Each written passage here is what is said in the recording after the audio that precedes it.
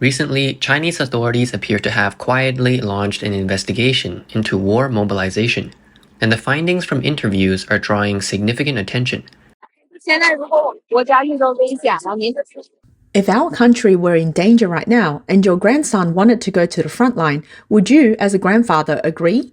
I wouldn't support them serving this society right now. Why? The difficulties society gives us are too many.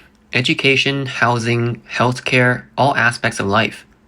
Why would so many leaders send their kids abroad? Is China not good enough? How old are you? I'm 60.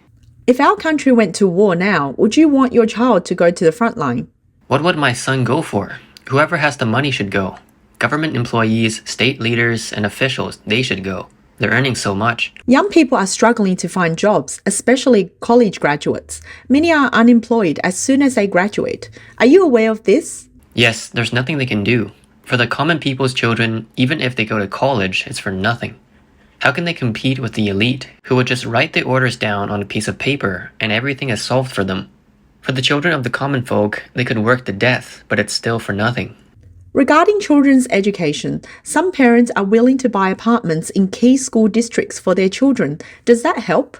It's useless. The problem with education in China is with the basic education system. What do we have?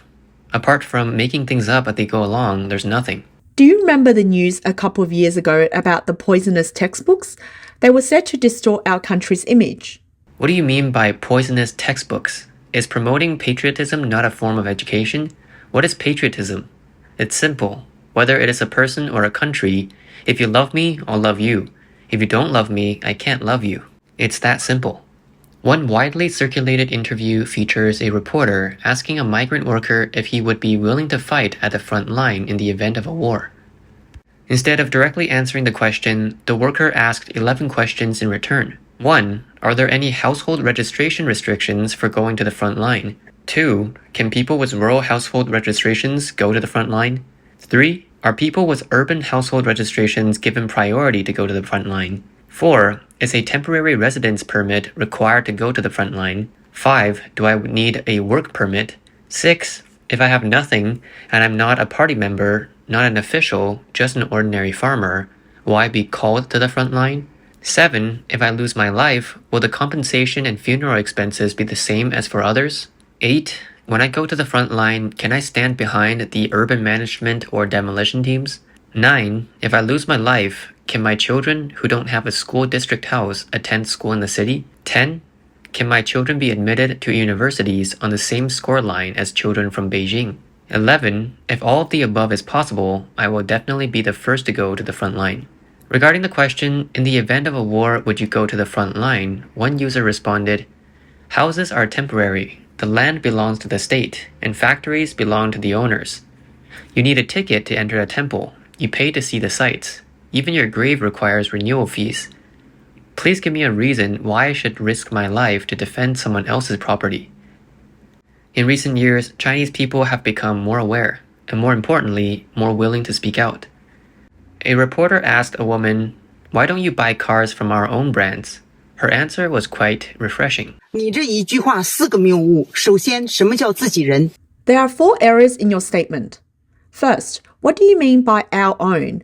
Who exactly are our own people? Do these our own people make money for you? Do our own people buy villas overseas for you to live in? Our own people tell you their cars are far ahead, but they themselves never drive them. They drive Maybachs or Ferraris. Second, what is a brand? A brand is a car that takes responsibility for its quality and for the safety of its consumers. I don't need a car with a fridge, sofa, and a big TV inside. Safety is the greatest luxury. Third, the money I earn is hard-earned. I'll buy whatever car I like. I don't accept any moral coercion. This is every consumer's right and freedom. I earn my money through hard work, so I'll pay for cost-effectiveness, not for sentiment. The lives of my family are more important than anything. Fourth, morality is something to be required of yourself, not to force onto others. If you go to the hospital, you will definitely choose imported equipment and medicines. But then, if you want me to choose domestic products, you're just a joke. The comment section was filled with praise for the woman. One user commented, I support her. Really straightforward. and I admire this generation's clarity. 谁跟你是自己人？哪个车好就买哪个车，哪个性价比高就买哪个车。 Who's our own people to you? You think of them as your own people, but do they even know you? Will they give you a discount just because you consider them your own people? The big bosses move overseas and buy luxury villas. Yet no one dares to call them unpatriotic. On stage at the gala, they spend the whole night promoting domestic phone brands. But when the event ended, the host took photos and all the phones were iPhones. Why won't anyone say they're not patriotic?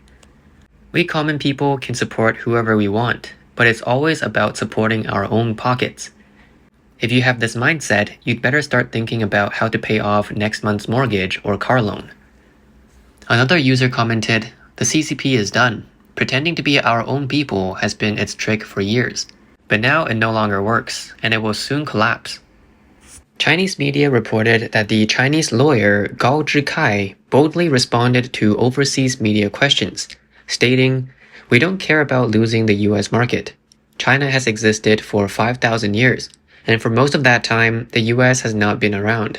A user responded, "You don't care, but we do. We need to eat, and we need to survive. If we stop working for a day, we have no food to eat. If we stop working for a day, we'll have no money." Another user commented, "If I were like you, with guaranteed income no matter what, I wouldn't care either. So have some self-respect, thank you." One user remarked, "Compare the domestic and overseas oil prices set by China National Petroleum Corporation, and you'll understand where Gao Zhikai's confidence comes from." 你知道吗？中石油竟然把加油站开到国外去了。 China National Petroleum has actually opened gas stations overseas. Do you know how much their gas costs abroad? If I don't tell you, you might never believe it. We've already seen over a dozen China National Petroleum gas stations in Kazakhstan. We went to get some gas to see how much it costs at their stations there. Here, 95-octane gasoline costs 250 tenge, and 92-octane costs 205 tenge. Wow, that's so cheap. 92-octane is just a little over 3 yuan. China National Petroleum is absolutely amazing. 92-octane gas is selling for 3.2 yuan abroad. Aren't you jealous of that price? China National Petroleum, come out and explain why gasoline sells for 3.2 yuan abroad, but 8 yuan per liter in China. What's going on? Doesn't this involve transportation and refining costs? If it's foreigners who are exploiting us, I have nothing to say. But are you going to exploit us too? I dare say, as long as we Chinese people don't cheat each other, no one in this world can cheat us. Another user joked, China National Petroleum has officially responded, saying they set prices strictly according to national policies, plans, and taxes, aligning with the highest oil prices in the world. This way, national leaders can show their boldness to the public, giving the people a chance to be patriotic.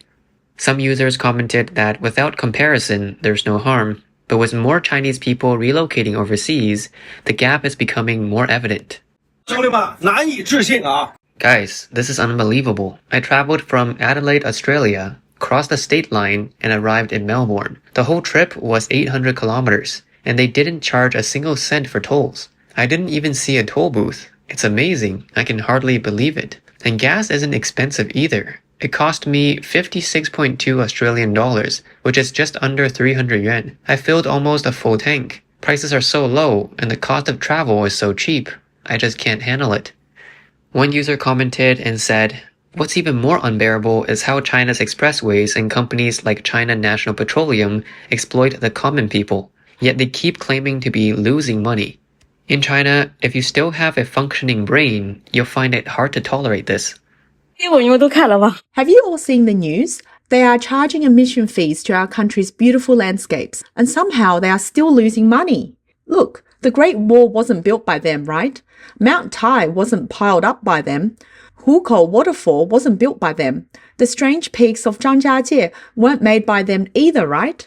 It is zero cost to enclose our beautiful landscapes and collect admission fees. How could they at scenic spots possibly lose money? But Zhangjiajie Scenic Area said they lost 1.4 billion yuan in the last 5 years. I just don't get it. Why is that? Do you know where the money went? It's really unbelievable. Someone commented and said, "The money was probably stolen by Western hostile forces. The CCP has two main tricks. One is to represent you, your family, and friends, forcing you to treat it as your own people. The other is to blame all problems on American imperialism and Japanese devils.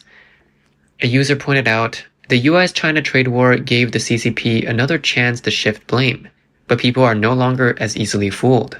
就有人跳出来说你不爱国。 When people criticize the US and I don't join in, they will jump out and say that I'm not patriotic. The implication is that criticizing the US equals patriotism. But your understanding of patriotism is way too narrow. Does insulting someone else's mother mean you love your own? Today, let's talk about what patriotism really means. The vlogger shares, true patriotism should be about loving everyone and everything on this land. Real patriotism is working to improve the welfare, development, and future of every person on this land, actively working to increase everyone's income, and making everyone's life happier. Soldiers fighting at the front line to defend the country are patriots. Workers doing their jobs diligently are patriots. Acts of bravery and helping others are patriotism. Standing up for justice in the face of inequality is patriotism. Donating money and doing charity is patriotism. Buying vegetables from an elderly farmer so he can go home early is patriotism. On the other hand, if you can't even scold a thief on the street, or help an elderly person who has fainted, or notice the suffering of your fellow citizens, yet you shout about destroying Japan or fighting American imperialism, don't you think it's ironic? She said, actually, 99% of the harm we suffer comes from our own people. Even among fellow countrymen, there's a constant lying, hurting, and attacking each other.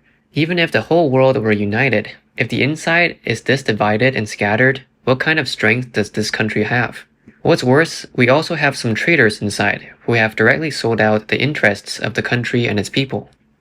什么是叛徒？叛徒就是指的是为一己私利去侵犯这片土地上的综合利益。 What's a traitor? A traitor is someone who harms the overall interests of this land for their own gain. That includes fooling the people, twisting their values, undermining their understanding, resisting basic knowledge like social education and law, and using every method to exploit the people as if they were crops to harvest, while enjoying the freedoms and wealth of modern civilization themselves. Criticizing the US is their job, loving the US is their lifestyle. Opposing the US is work, but moving to the US is life. They shout, no regrets being born Chinese, yet turn around and immigrate to California. These people are the real traitors and enemies of the people. A user commented, what is true patriotism? That is the CCP's top secret. If the Chinese people understood what true patriotism is, it would be a disaster for the CCP. One user provided basic knowledge to less experienced Chinese consumers, illustrating an example of genuine patriotism. 别扯什么爱国绑架，电车买特斯拉，油车买丰田，手机就用苹果了。 Stop with the patriotism nonsense. Buy a Tesla if you want an electric car. Buy a Toyota if you want a gasoline car. Use an iPhone if you want a phone. We buy these because they last. How many of our workers are supported by Apple? Tesla pays Chinese workers the highest wages in the industry. Without these foreign companies squeezing the market, could domestic cars really drop prices? What annoys me the most are bosses living in huge villas, driving imported Maybachs, yet shouting far-ahead slogans to fool regular people into paying up. We ordinary folks get called traitors for driving a Corolla, but have you ever let me spend a night in your villa or driven your luxury car for even 1 kilometer? He said, it's not easy for common people to save money. Good quality products are the key. When domestic cars really surpass foreign brands in quality and price, people will rush to buy them without needing slogans. 骂，使劲的骂，电车你就骂特斯拉。 Go on and keep criticizing. Hate on Tesla for electric cars, Toyota for gas cars, Apple for phones. Don't be stupid. If one day we manage to push these joint venture brands out of China, our junk electric bikes will sell for $1 million. Do you believe that? At that point, all domestic products will be at least 100% more expensive. You won't even be able to afford bottled water. Would you believe that? Another user agreed, I believe that. Those who criticize are actually pitiful, because they'll eventually pay the price for their stupidity.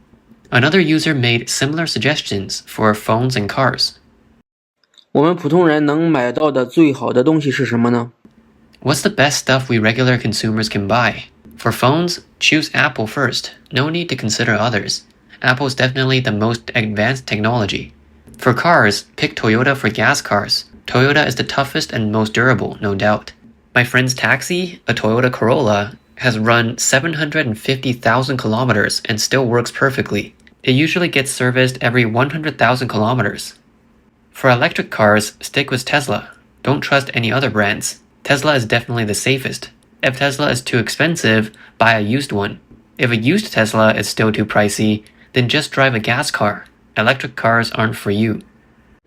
One user recommended, if you want a quality shopping in China, go to Sam's Club. It's the safest, most hygienic place the ordinary public can access, though a bit expensive. Spending money is about making you feel comfortable, not to please others. 我不知道这个视频发出去又有多少人来抨击我。 I don't know how many people will criticize me for sharing this video. Look at these roads. They're honestly so clean. Look at the sidewalks. Look at the drains. I don't know if you'll criticize me, but I'm in Japan. And even here, I don't dare to say how good Japan is.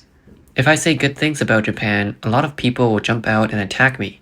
But I'm just stating facts. Why can't we learn good things from other people?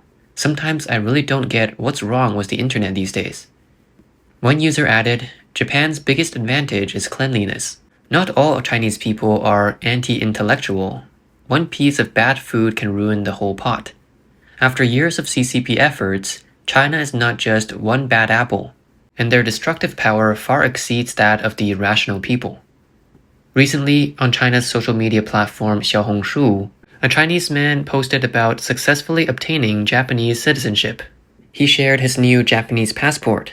His Chinese passport stamped with a holder has applied for renunciation of citizenship mark, and his invalid Japanese residency card.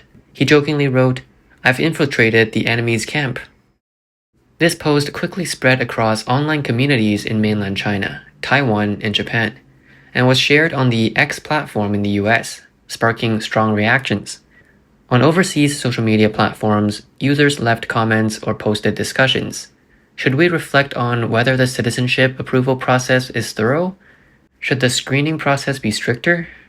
And why are we allowing people like this to naturalize? Some Japanese users even commented that they had reported the matter to the Ministry of Justice, asking for further investigation into the man's naturalization. In response to the growing online attention, the man quickly deleted the controversial post and changed his social media account name. On May 7th, he claimed that it was his first time using social media, lacking risk awareness, and that his infiltrating the enemy's camp comment was just a joke. He expressed his love for Japan, calling it his second home. Users commented that the CCP has been actively preparing for war, with Xi Jinping reportedly aiming to achieve his life goal through the takeover of Taiwan. However, the influence of the elite class and indoctrinated individuals appears limited in terms of actual combat capability. During the trade war, the CCP has revealed significant economic vulnerabilities and exposed covert assets to the United States. President Trump has publicly called China the leading candidate for the Chief Ripper offer on trade. Regarding the critical factor of public support in any conflict, a majority of the informed Chinese population has already expressed clear positions.